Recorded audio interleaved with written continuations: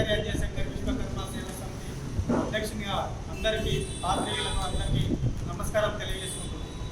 ఈరోజు ప్రభుత్వం హర్షించేదగ్గ ఒక నిర్ణయాన్ని తీసుకోవడం అనేది మనందరికీ ఆనందదాయకం. ఈరోజు 42% శాసనసభ మరి తీసుకున్న నిర్ణయం మన జిల్లా ముఖ్యమంత్రి గారికి మరి కృతజ్ఞతలు తెలియజేస్తున్నట్టు ఈరోజు కాంగ్రెస్ పార్టీ బీసీ పొన్నం ప్రభాకర్ గారు మరి మంత్రివర్గము అతిష్టమైన ఒక గట్టి నిర్ణయం తీసుకొని ఈరోజు బీసీలకు మొదటి అడుగు ఇది. ఇంకా చేయవలసింది బీసీలకు చాలా ఉన్నాయి, బీసీలకు చాలా అన్యాయం జరుగుతుంది కాబట్టి మరి మొదటి నిర్ణయం తీసుకొని కాంగ్రెస్ పార్టీ ఈ నిర్ణయం తీసుకోవడం అనేది మనం అందరం కూడా హర్షించదగ్గ విషయం. మరి ఈరోజు ఎన్నో బీసీ సంఘాలు ఎన్నో కులగణాలు ఏర్పాటు చేయడం అన్నీ అమలుకు రాకుండా వదిలిపెట్టడం గత ప్రభుత్వం జరిగింది. మరి ఈరోజు ఏం జరిగినా కూడా రైతుల విషయానికి వచ్చిన విద్యా విధానంలో కానీ ఈరోజు బీసీలకు చాలా వెనుకబడి ఉంది కాబట్టి ఒక్కొక్క నిర్ణయాన్ని తీసుకుంటుందని ఆశిస్తూ మన రాష్ట్ర ముఖ్యమంత్రి గారికి మరొకసారి బీసీల అందరి తరఫున కృతజ్ఞతలు తెలియజేస్తుంటూ మరికొన్ని విషయాల్లో ఇది ఎప్పుడే పంపించి కేంద్ర ప్రభుత్వం కూడా ముందునే నిర్ణయం తీసుకున్నట్లు తెలంగాణ ప్రభుత్వం పూర్తి బాధ్యత తీసుకొని అన్ని సంఘాలను కూడబెట్టుకొని మరి పూర్తిగా దాన్ని పార్లమెంట్లో కూడా అమలు పరుస్తారని చెప్పి ఈ సందర్భంగా అందరికీ కూడా మరి కాంగ్రెస్ పార్టీ ముఖ్యమంత్రికి మరి పార్టీ తరఫున ముఖ్యమంత్రి గారికి మంత్రులకు అందరికీ పేరు పేరున కృతజ్ఞతలు తెలియజేస్తూ ధన్యవాదాలు చెప్తూ చూస్తున్నాం. నమస్కారములు. ఈరోజు తెలంగాణ రాష్ట్రంలో రాష్ట్ర ప్రభుత్వము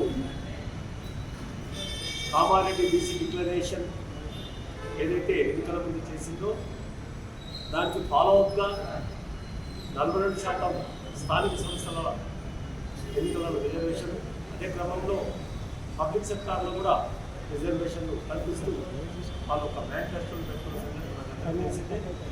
దాని కొనసాగింపుగా నిన్న శాసనసభలో బిల్లును ప్రవేశపెట్టడం, తదుపరి శాసన మండలిలో కూడా దాన్ని ఆమోదింపజేసుకొని ప్రతిపక్షాలు కూడా నాకు తెలిసినంతవరకు అందరూ కూడా ఏకగ్రీవం ఆమోదించింది. ఇక్కడి నుంచి గవర్నర్ ఆమోదంతో కేంద్ర ప్రభుత్వానికి పార్లమెంట్లో బిల్లును ప్రవేశపెట్టి ఆమోదింపజేయడానికి పంపే ప్రక్రియ ప్రారంభమైంది. తెలంగాణ బీసీ మహాసభ తరఫున సమన్యాయం కోరే మాకు ఇదొక ఊరట.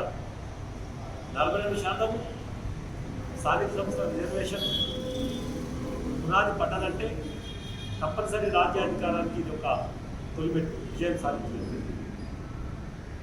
వాస్తవంగా 53% ఉంది.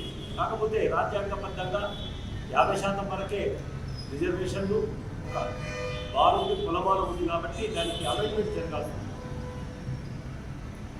తెలంగాణ బీసీ మహాసభ తరఫున ఈ ప్రయత్నాన్ని పూర్తిగా మద్దతు పలుకుతూ సంఘీభావం చెప్తూ హర్షిస్తున్నాం. ఇకపోతే దీన్ని పార్లమెంట్లో చట్టం కార్యరూపకంగా అప్రూవ్ కావాలంటే షెడ్యూల్ 9లో ఇది పొందుపరచాలి. షెడ్యూల్ 9లో పొందుపరిచిన తర్వాత ఆర్టికల్ 30% మళ్ళీ చేర్చాలి. అంటే ఇది రాజ్యాంగ సవరణలతో కూడుకున్న అంశం. రాజ్యాంగ సవరణ చేయాల్సిన అవసరం ఎందుకంటే 52% ఇచ్చకుండా అలా రిజర్వేషన్లు అయినా కష్టసాధ్యం ఏం కాదు. ఈ సందర్భంగా నేను అన్ని రాజకీయ పార్టీలకు మద్దతు ఇచ్చిన వాళ్ళందరూ కూడా ధన్యవాదాలు తెలుపుతూ అన్ని రాజకీయ పార్టీలకు అధికార పార్టీలకు నేను చేసే విజ్ఞప్తి అనుకోని డిమాండ్ ఏంటంటే, అయ్యా మీరు నేను కొట్లాడి చేస్తాను వేసినట్టు చేస్తున్నారు అనుకుంటా. మేమందరం చేసినాం, మా బాధ్యత తప్పింది. ఇప్పుడు కేంద్ర ప్రభుత్వం దాన్ని మాలు భుజాలకు ఎదుర్కొకుండా ఇక్కడున్న బీజేపీ పార్టీ వాళ్ళు వీళ్ళు కూడా కలిసి రావాలి. మొత్తం అఖిలపక్షం, అధికార పక్షం, మిత్రపక్షం, ప్రతిపక్షం అందరూ కూడా బృందంగా వెళ్ళి ఖచ్చితంగా ప్రధానమంత్రిని సంబంధిత శాఖ వాళ్ళకు కలిసి ఇక్కడ దాదాపు ఉన్న మొత్తం ఎంపీలు కూడా దీంట్లో భుజస్కంధాలపై వేసుకొని బీసీలపై ఉన్న ప్రేమను చిత్తశుద్ధితోన కార్యరూపం దాచేటట్టు చేయాలి. లేదా తెలంగాణ ఉద్యమం ఏ రకమైతే అన్ని పార్టీలు ఒకటై వచ్చినంత వరకు పోరాడిందో అన్ని పార్టీ విధి విధానాలను పార్టీ ప్రయోజనాలను పక్కపెట్టి తెలంగాణ సాధించుకున్నారు. ఆ తర్వాత తెలంగాణ లోపల ఉంది, తెలంగాణ నాయకుల లోపల ఉంది. మరొకసారి ఆ స్ఫూర్తిని తెలంగాణ లోపల ఉన్న, ఎందుకంటే రాజకీయ అంశం, రాజకీయ నాయకులే ఇప్పుడు దాన్ని కొనసాగించారు. ప్రజా సంఘాల పోరాట ఫలమే ఎంత ఉన్నా అనివార్యత ఏర్పడది. బీసీ నినాదము అనేది అనివార్యత ఏర్పడది. ప్రతిపక్షంలో కూర్చున్న రాజకీయ పార్టీలకు వేరే టార్గెట్ లేదు. వాళ్ళు గోలెత్తితే అధికార పక్షం వాళ్ళని టార్గెట్ చేస్తుంది. పాలన పక్షము అధికారికంగా చాలా పనులు విఫలమవుతుంది. కాబట్టి అనివార్యంగా అందరికీ సభ్యుల నినాదం, బీసీ నినాదం పెట్టుకున్నాం.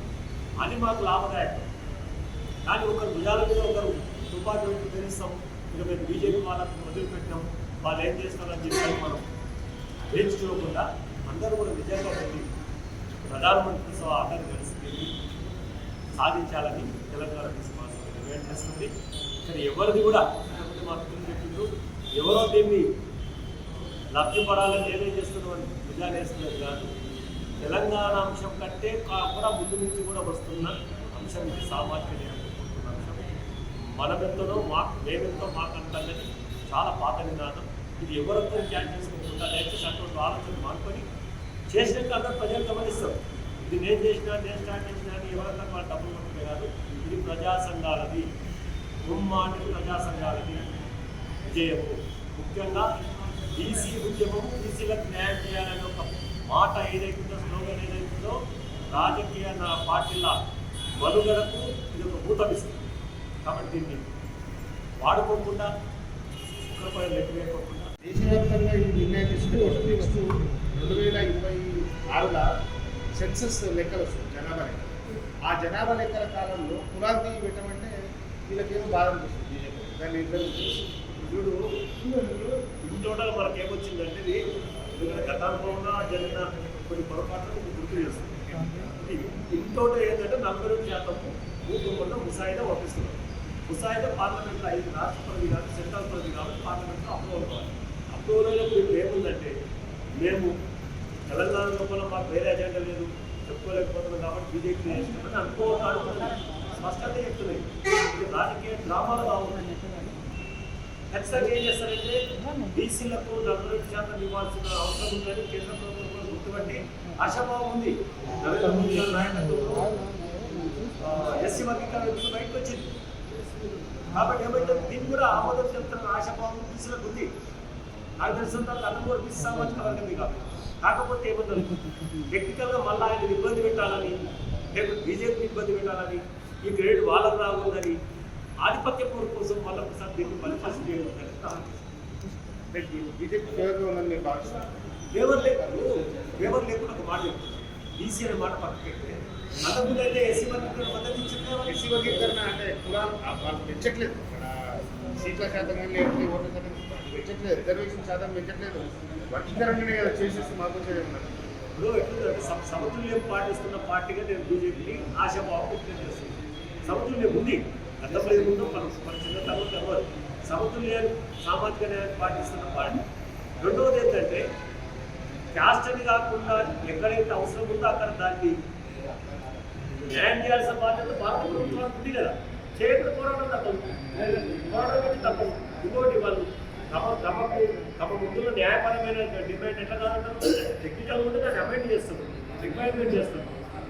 తమిళనాడు ఆల్రెడీ స్వతంత్రంగా కేంద్రాన్ని భారతదేశం ద్వారా అయితే అప్పుడేమవుతుందంటే ఇప్పుడు నేను ఇంతకుముందు మాట్లాడే విషయం ఒకటే, మీరు అనుభవాలు ఇంత టైం పట్టింది అనుకోండి, రాష్ట్ర ప్రభుత్వం టేకప్ చేయొచ్చు, తప్పేం లేదు. అంటే నేను మొదటి నేను ఏమన్నంటే విమర్శనాత్మకంగా మాట్లాడకుండా నేను ఏమన్నా రాజకీయ డ్రామా చేయకండి. రాజకీయ డ్రామా ఇవాళ మీరు వాళ్ళ విదేశీ బీజేపీ పెట్టాం, బీజేపీ డిపార్ట్మెంట్ మీరు కాదు, మీకు చేతిలో ఉంది, మీరు అయిపోయింది. అయిపోయినాక మీరు ఏం చేయాలి? గతంలో చూసినాం, తెలంగాణ గురించి మద్దతు ఇచ్చుకుంటే పార్లమెంట్లో పోయి వైఎస్ జగన్ చంద్రబాబు నాయుడు అక్కడ టోల్ పాలసీ ఉంటాడు. ఏ పార్టీ అయితే ఉండాలి. సంప్రదాయం కాకుండా సామూహిక ప్రయోజనం కోసం లేటెస్ట్ న్యూస్ తెలుగు మరియు ఇంగ్లీష్ అప్డేట్స్ కోసం ఇప్పుడే క్యూన్యూస్ అఫీషియల్ యాప్ని ప్లేస్టోర్ నుండి డౌన్లోడ్ చేసుకోండి. సరికొత్త సమాచారాల కోసం క్యూన్యూస్ వెబ్సైట్ని ఫాలో అవ్వండి. ఛానల్లో ప్రాంతీయ, జాతీయ, అంతర్జాతీయ వార్తలు వీక్షించండి.